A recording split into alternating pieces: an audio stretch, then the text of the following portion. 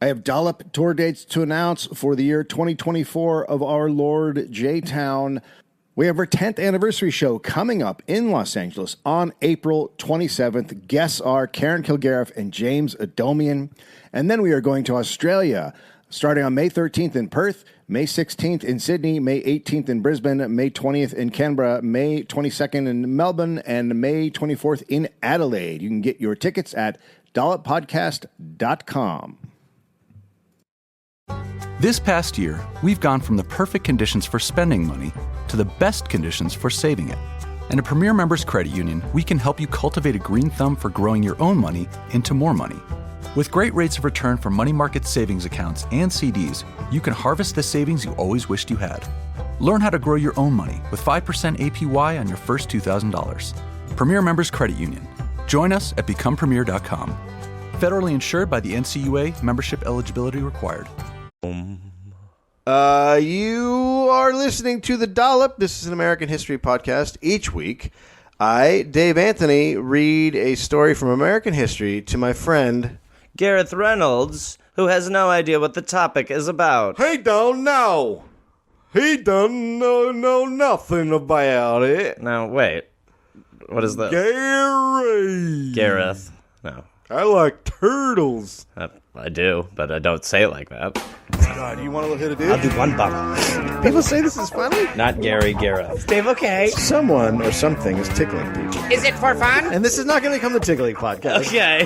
You are Queen Fakey of Made Up Town. All hail Queen Shit of Liesville. A bunch of religious virgins go to mingle And do what? pray. Hi, Gary. No. Nicely done, my friend.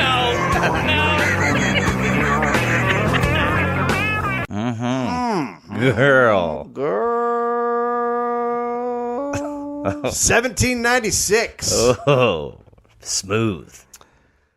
James Bowie was born in Kentucky. Okay. Wait, is this a Smollop or a Dollop? This is Smollop. Okay.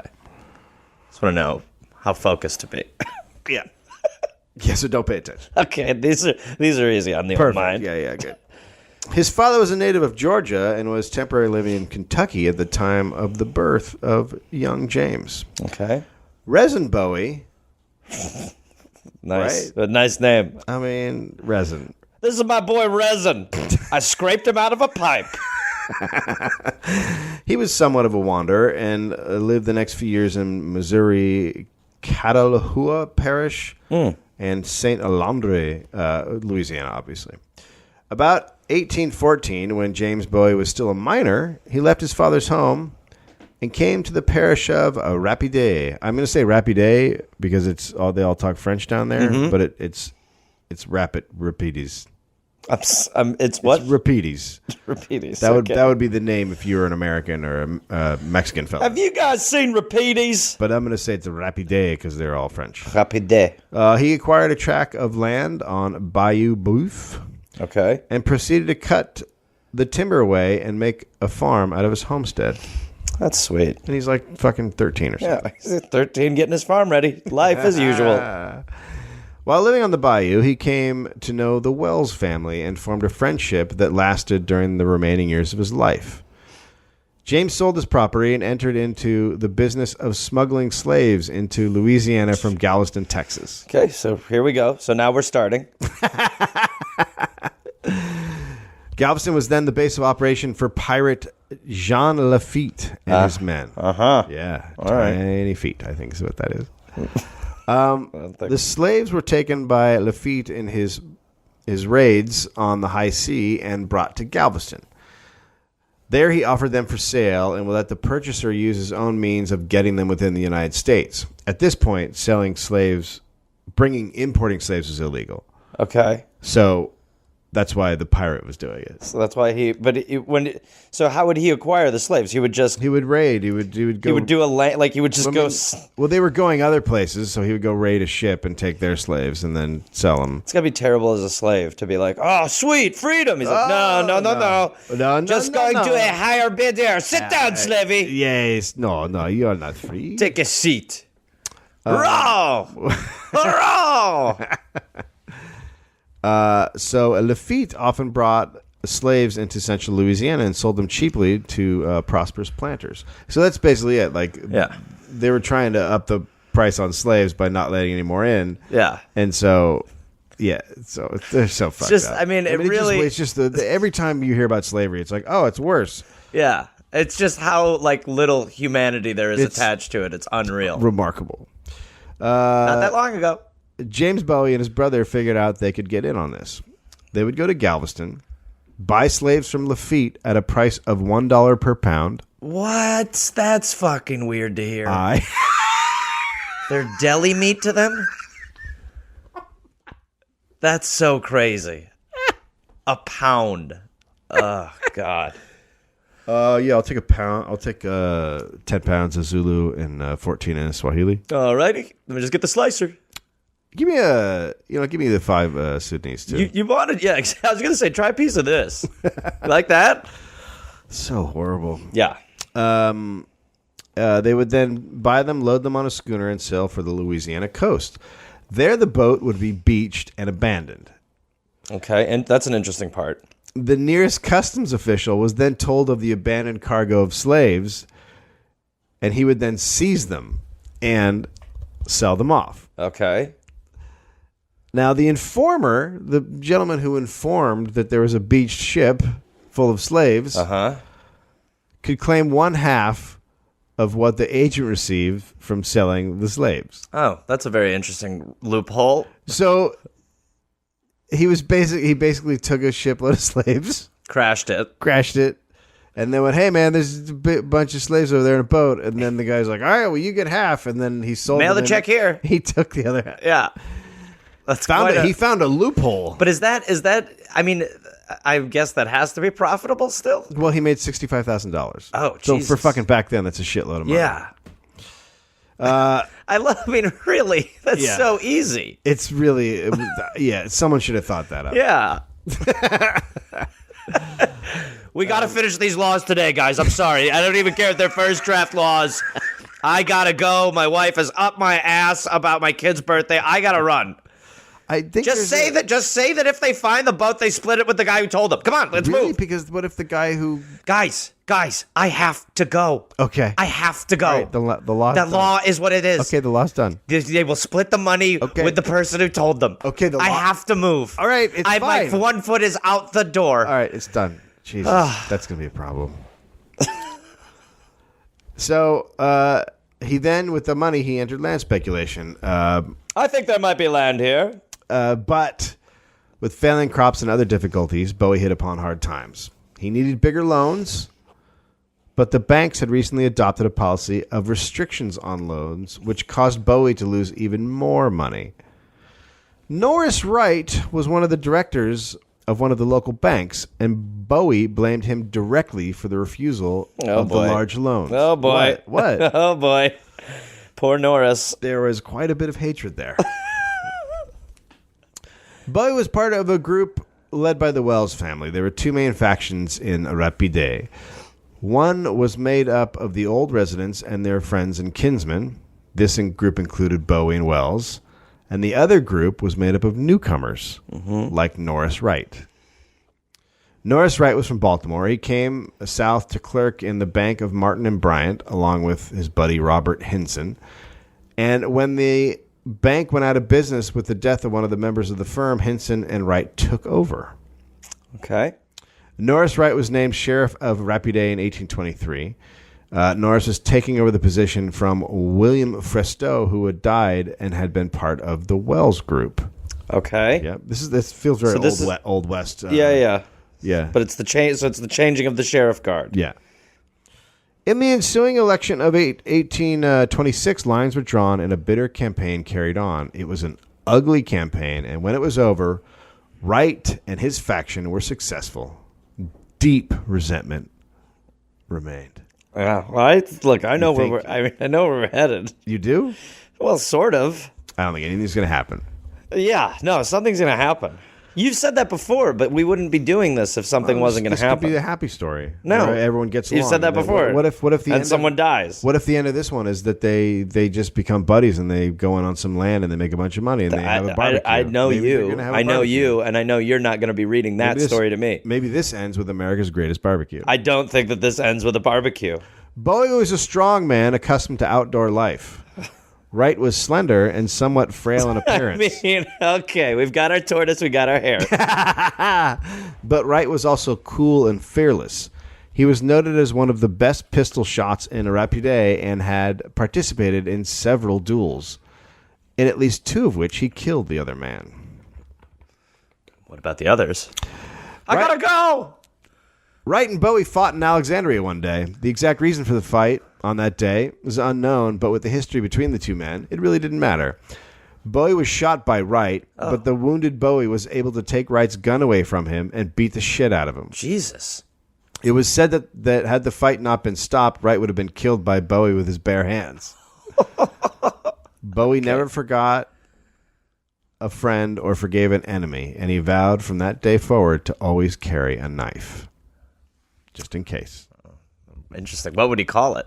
I don't know. Colonel Robert A. Crane was a native of Virginia and had moved to Louisiana, making his home on Bayou Rapidae. He was always ready to fight, and maybe not such a good man. Okay. He had killed Dr. John Rippey because Rippey would not accept his note in payment of the rent due on a plantation. Wait. That's how you deal with somebody? Well, take the money. You don't want the money? I'm going to kill you. Or maybe a note is like a. I think that means like you want to be able to. Here's my debt. Will you take my debt in return for rent? Oh, okay. Well, yeah. Okay. Fair. I get it now. All right. So you killed the guy because you're a loser. Yeah. He was indicted for carrying out of the state slaves belonging to Levin Luckett. So he stole a bunch of slaves. Cool. Fortunately for him, and probably in Louisiana tradition, Luckett became his son-in-law, and the case was dropped. What? So he stole a guy's slaves, and he tried to take him across the border to sell them, but then the best way out of it was to marry this time. Was to marry his daughter to the dude. Hey, yeah, so I got caught, but you want to fuck my daughter? I got caught. Will you marry me? Crane prevailed upon Richmond E. Cooney to endorse his note for a considerable sum of money. Okay, so he's right. He's still looking for... Sticking to the note game. Cooney agreed. Oh, interesting. The note was not paid when due, and the maker and endorser were sued. Anybody can do that. Yeah, this is bad. I'll take it. Sure, I'll do that. Cooney was forced to sell some of his slaves to meet his obligation. I'm not sure how I feel about that. Yeah, well, I can tell you how you feel. Yeah. Not good. No. This was the cause of troubles between Crane and General Samuel Cooney, a son of Richmond E. Cooney. Crane simply refused to pay the note, and a fight resulted. Also, none of these guys are actually ex-military. They just adopted the titles. Oh, really? For the most part, all these guys are like, I'm a colonel now. Call me Sergeant. Hey, Jeff, I'm just going to call Sergeant you. Jeff. No, but you were never... Sergeant Jeff. Hold on. You were never in Sergeant Jeff. Okay, Sergeant.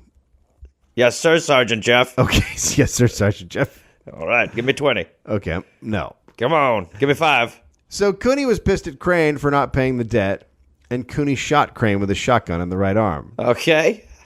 Now, the Cooneys were close friends with the Wells family, who were part of the old school old faction. With Bowie. Alfred Blanchard and his brother Cary Blanchard also came from Virginia and settled on the upper end of the bayou. The Crane and Blanchard families intermarried.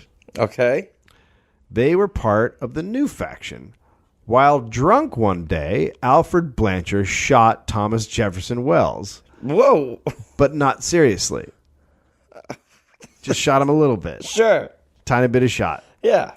On September 19th, 1827, there was a duel on a sandbar outside of Natchez, Mississippi. A sandbar? Yeah.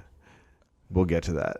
The duel was between Dr. Thomas H. Maddox and Samuel L. Wells.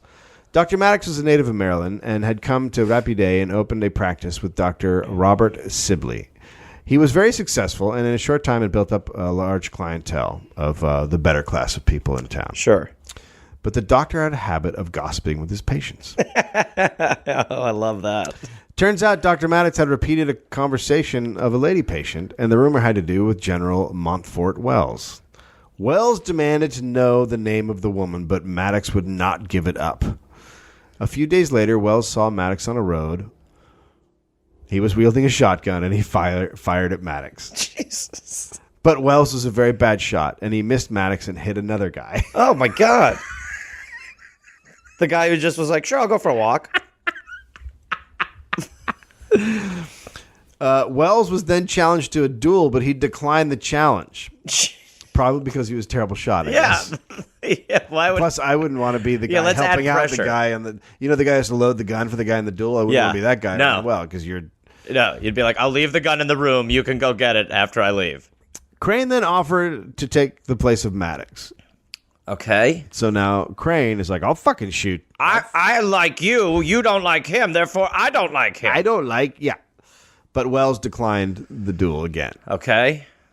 Crane then told Wells that since he would not fight a duel, that his boys would make it a street fight the next time Wells came to town. Then Samuel Levi Wells, the brother of the general, and a bachelor, so no family, agreed to take the place of his brother and accept the challenge of the duel. So already point, two guys have gotten into a fight, and now the buddy of one of the guys is like, I'll fucking duel, and then that guy was like, well, I don't want to do that, and then his brother's like, I'll do it. So now it's two guys who have everything to fight for. That's insane. I can't believe they played the game of telephone while dueling. The first place name for the duel was Burr's Ferry on the Sabine River. Okay. General Walter H. Overton, who was a friend of both parties, objected to the location, stating that if they insisted upon fighting at the ferry, none of the parties would ever return home. I like that that's what he objects to. Like, no, you can't do it there. I object. Not on a ferry. At the location. The location's wrong. Let's find a better one. Now let these two men who've never really met each other duel somewhere appropriate. After a lot of discussion about where the duel would take place, the Sandbar opposite Natchez was selected, and both parties journeyed there to spend the night before the duel. Okay. But when you say Sandbar... It's a sandbar. You mean... yeah, I mean, look, down there, sandbars are pretty big. Yeah. But that still seems like a strange... It might be like a barrier reef kind of thing. But that's where they're going to duel? Yeah, well, they can stand on it and shoot. I mean, it all works. Okay. Just, like, if it was a video game, that would be one of the last locations I would ever have picked. Oh, yeah, for sure. I would not. Yeah. Oh, it's high tide. Okay. Let me just roll my pants up in case I survive. In the Wells party were Thomas Jefferson Wells, James Bowie, General Samuel Cooney, McWhorters, and the surgeon Dr. Cooney, brother of General. Brother of the non-general general. Are you really a doctor? Nope. I'm a Dr. Colonel. That's right, and I'm a lawyer. In the other party was Norris Wright, Robert A. Crane, the Blanchard brothers, and Dr. Denny, the surgeon.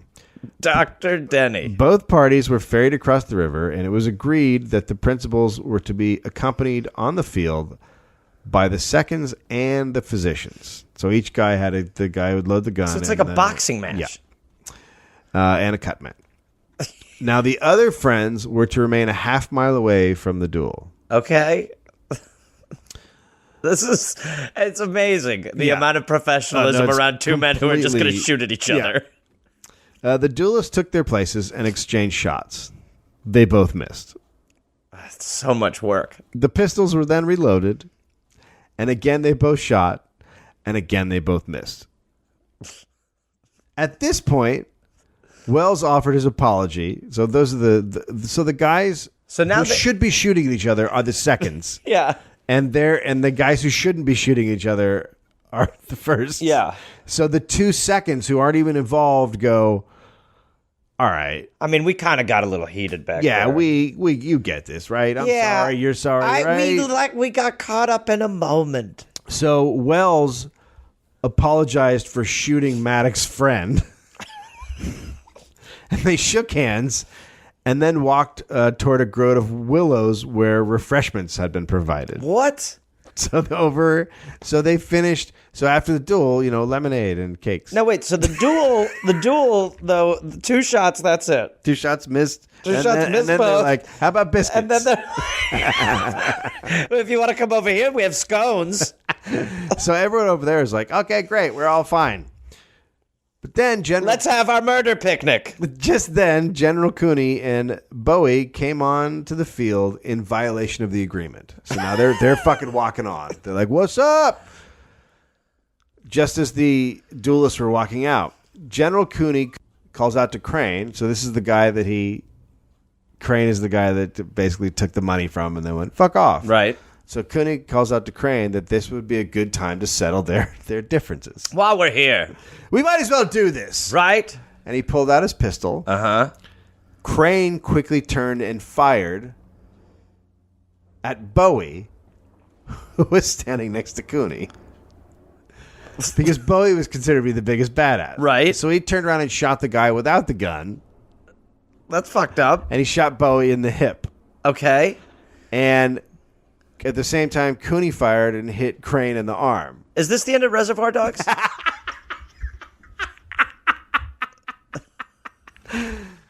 So then, men fall down. So then everyone's like, "Oh God, a murder at the picnic." Dr. Cooney ran out and tried to prevent his brother, the general, from going back into the fight. Yeah. And forcibly held him down.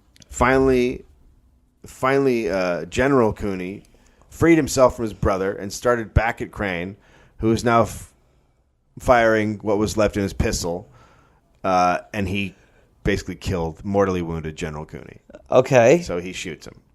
So his brother's like, "Don't go! Don't go! Fuck you!" Dead. I knew he'd die. Bowie, who's been shot in the hip, drew his knife and advanced upon Crane. Yep. Who now had an empty pistol. Yeah. Because he had shot it all at General Cooney. When Bowie was within reach of Crane, Crane struck Bowie over the head with the butt of his empty pistol. Bowie fell, and Crane retreated. That's when Norris Wright came running up and attacked Bowie with his sword cane. So I assume it's one of those canes. This is. I can't even handle what's happening. I mean, my brain. What the fuck? This is just the craziest little event. A sword cane. Which I assume is like a cane, and then you pull it out. There's a sword inside. Yeah, but still, finally a use.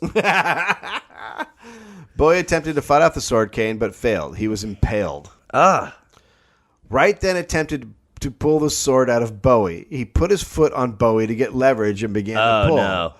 Bowie then reached out and grabbed with one of his hands, Wright, and with the other hand he held the Bowie knife, and he pulled Wright toward him and slowly emboweled and gutted Wright. Whoa. Wright died on the spot. Yeah, well, a gutting will do that. Not a lot of people go to the hospital with I've got my guts here. Bowie was then shot again by a member of Wright's group, Jesus. and following that, someone stabbed him. Jesus. Then Alfred Blanchard was wounded by a pistol ball. No one knows who fired it. Of course not. And at that point, that ended the duel. The fight. The duel's been over. Yeah, the duel. Okay, it ended the fight. Everyone's like, all right, so we're all stabbed and shot. Okay, everybody pretty much dead? Are we evens? Okay. Even? Everybody even now? No. Is there any more jam? One man on each side was dead. 2 other friends of Maddox were wounded, and neither of the duelists had been touched in the entire affair. That's what you want to be, is the dueler. The doctors present attended to Bowie's wounds and the other people's wounds. Wright and Cooney were buried in Vidalia. Bowie was taken to Natchez, where he recovered. Whoa. The others returned home. Okay. Newspapers all over the country picked up the story. Bowie came out as the big hero, having not started the fight, but ended it with his incredible knife skill. The incident cemented Bowie's reputation across the South as a superb knife fighter. So now he's famous. And I mean, we could be talking about the sword cane, but fate was not with him. The Bowie knife was suddenly wanted by people all over the United States. Oh, we're the best. Yeah. I need that knife. God, he got That's it, what man. did it was the knife. Many craftsmen and manufacturers made their own versions, and major cities of the Old Southwest had Bowie knife schools that taught the art of cut, thrust, and parry. Ugh.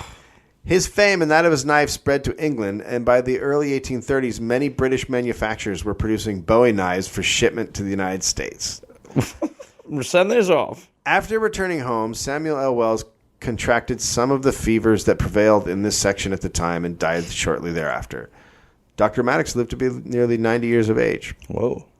Contrary to the general belief that the knife that is now known as the Bowie knife was not designed by James Bowie, but by his brother, Resin Bowie, named after his father. The actual work of making the knife was done by a plantation blacksmith named Snowden. The Bowies claim that the first time his knife was used in any fight was in the duel fight. Bowie went on to become a fighter in the Texas Wars. He was eventually killed at the Battle of Alamo. Oh. When Bowie's mother was informed of his death, she calmly stated, I'll wager no wounds were found in his back. Fair. That's how the Bowie knife happened. Jesus. Yeah. I gotta say, I really think the sword cane is where we need to be. That's really... I know. The whole thing could have changed in the sword cane. If the sword cane guy was the Bowie of the battle, we would all be like, and that's why we all use sword canes. That's why the sword cane became such a popular look. Hipsters that have their sword canes. Oh my God, yeah. Dude, let me open your beer with my sword cane. Oh. Well, we did it. Yeah, that's great. That really, there's a lot of names to focus on there. I should have had a notepad for that. Well, yeah, it was like the OK Corral. Yeah, so you've got a lot of key players. Yeah. All right.